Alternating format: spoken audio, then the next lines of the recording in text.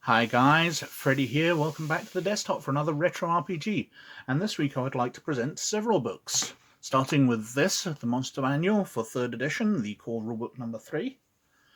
This one, the Advanced Dungeons & Dragons 2nd edition Monstrous Manual, the hardback one, not the big folder. And this, the Sword and Sorcery Creature Collection core rulebook. Now, I want to compare all three, because I don't want to go in details. I don't want to flick through a monster manual and go look at the pictures of pretty monsters.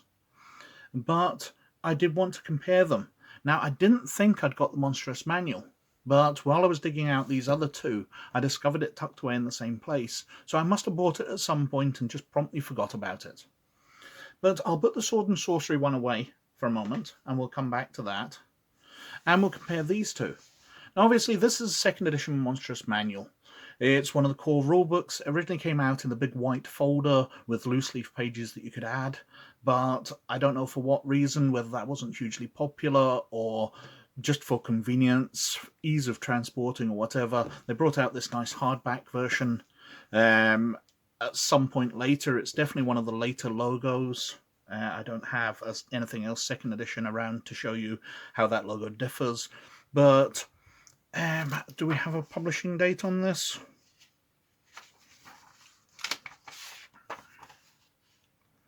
This is printed in 1993, so this came out 4 years after 2nd edition.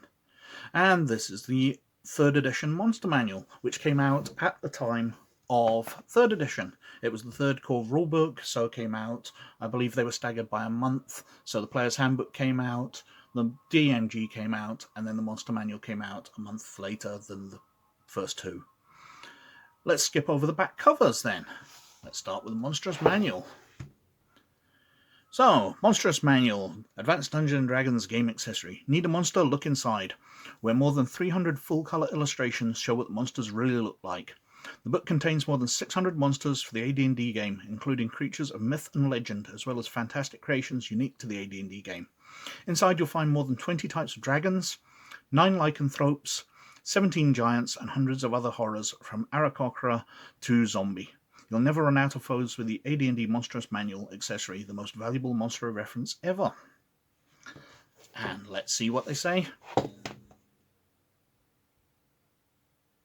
There is actually a website on there. So for 1993, there was already a TSR website, tsrincorporated.com. That surprises me. Anyway, 3rd edition book. Over 500 fearsome foes by Skip Williams, Jonathan Tweet, and Monty Kirk. From the mundane to the magical, from the meek to the mighty, the Monster Manual brings you the monsters of Dungeons & Dragons game to life with statistics, descriptions, full-colour illustrations, and player character information. This book is essential for every dungeon master who wants to keep players on their toes. Now, obviously, we've got the wizards.com/D&D. It's a D20 book, and it's the same very nice presentation. This one's red inside compared to the yellow and blue of the first two books, but it's the same parchment effects, lovely desktop publishing presentation. But something I don't like. This is why I wanted to compare them, and I don't want to spend ages on this video. I'm perfectly aware that some of my videos are dragging on over 20 minutes. I wanted to keep this one shorter, but in the 2nd edition book, everything has its individual page. So let's go for something that I especially know that's in here and I've always liked. Let's look for the Tarasque, the most deadly creature in Dungeons & Dragons. The big dragon-killing creature. So there we've got the Tarasque. Now, it's a quite lovely picture of it. We've got all the detail. We've got its stats there. There's the Tarasque. Now, if we dig out in the 3rd edition, I probably should keep it in front. Got some very nice artwork here. Sturges. The Tarasque. So probably better if I sit them around this way. No, they'll have to go off the sides of the screen. There we go. We can compare both. Now, the artwork in the 3rd edition is far nicer. I have to say, the artwork's absolutely lovely. There's people fleeing to give you a sense of scale. Plus, all the artwork throughout is of a similar standard. You can see these are obviously done in the same style.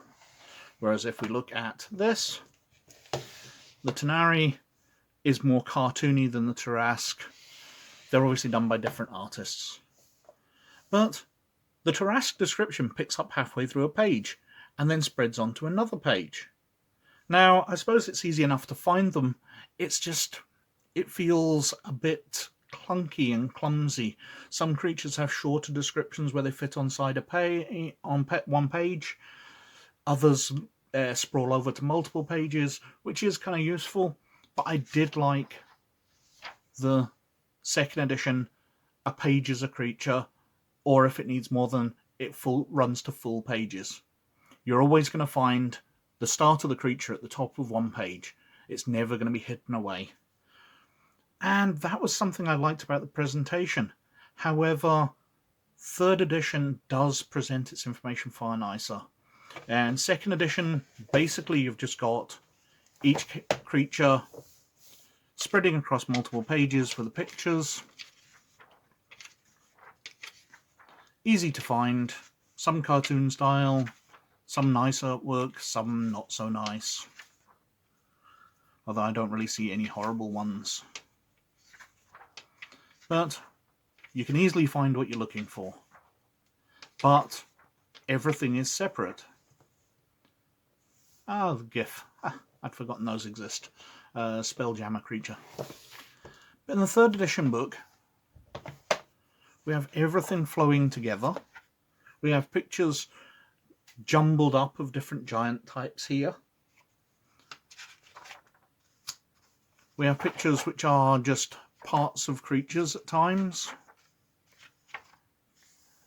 But we have pictures which compare the scale. You know, the red dragon here with fleeing adventurer. We can see that the black dragon here is much smaller. Doppelgangers.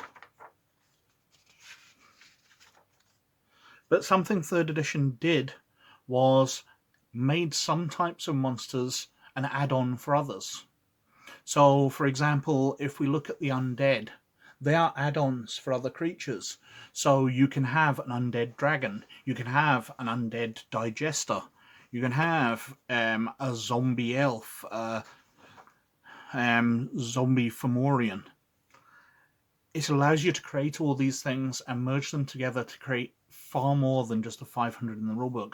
Whereas it seems like the second edition with 600 monsters has far more.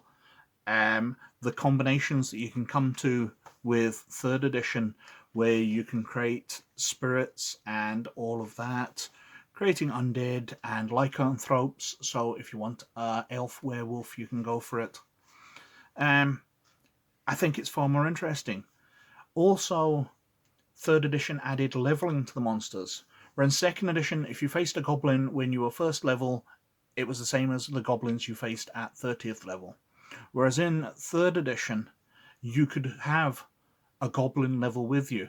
So you'll have a goblin champion who is 20th level or whatever, which makes every type of monster far more interesting. As I said, there's some very lovely artwork in here. I'm not 100% committed to the presentation. I would have preferred a page a monster. But we didn't get that. We got this book, which is solid. It's got some lovely features in it. I definitely like the abilities to make your own monsters, basically, customize them. You know, who doesn't want to create a zombie baleen whale? I'm sure that would come in useful. Creating celestial creatures, fiendish creatures, ghosts. See, it's got all the details here. Half fiends, half dragons, lycanthropes, lichs, or lichs, however you pronounce them, vampires. And we've got monsters ranked by challenge ratings. So, Titan is above Tarasque. Apparently, Tarasques aren't the most powerful. But those are the two core rulebooks. This second edition, this is for the third edition. But, of course, I had a third book that I was presenting. this Sword and Sorcery Creatures Collection, because of course 3rd edition Dungeons & Dragons came out with the Open Games license, which allows people to use the Dungeons & Dragons rules but publish their own materials, which led to some very nice hardback books like this one. It's a bit grey in comparison to the D&D ones, but it's a source book, it's a monster manual for another world. It's another selection of monsters. You can go out and buy some variant creatures. Now let's have a look at the back cover of this one. Oh, it's in purple and I can barely read it under the lighting. Requires the use of Dungeons & Dragons Player's Handbook, 3rd edition, published by Wizards of the Coast. Sword and Sorcery books are published under the Open Gaming license and 100% compatible with 3rd edition rules. Over 200 new monsters for 3rd edition rules, from the horrible rat dragons to the intoxicating brewer gnomes, from the colossal mithril golem to the tiny bottle imp. Here's a host of new creatures to use in your 3rd edition campaign. By Swords and Sorcery Studios, Scarred Lands with the D20 system. And inside we have some lovely black and white illustrations of different monsters. And generally it's laid out with each creature starting at the top of a page the way I like it to. It's not as beautiful as the official TSR and Wizards of the Coast books, but it's a very nice presentation, and we've got some interesting ideas here. So we've got brewer gnomes and butcher spirits. The illustration doesn't look great, but it makes a lot of sense for the type of creature it is. Carnival King, Jack of Tears. Carnival Crew Blood Krakens, Celestians, Child Traps, Crescent Elks, the Rack Dragon. Doesn't really show you a lot. Sea Rack. A Dragon Man. Dread Ravens. It's just an add-on for the game. It's quite nice. It's got lots of compatible stuff. It allows you to dig in and find something interesting. Ice Ghouls, Iron Tuskers, Narlith, Muskhorns. I have to admit, I really like those. Not sure how they get anything to their mouth with those 4 horns, but Plague Cat, Paragon Crocodile, a Foma Ratman, a Diseased Ratman. Somebody has been very much reading Warhammer Fantasy Roleplay for the Skaven. A Red Witch Ratman. Rumblers, Scythe Falcons, Serpents, Slarican Gargoyles and Slaricans. Ghouls, Shadowmen.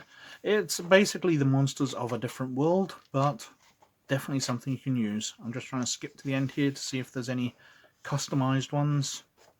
Treacherous Thief, Were Vulture, Giant Wolf Spider, Wormspawn.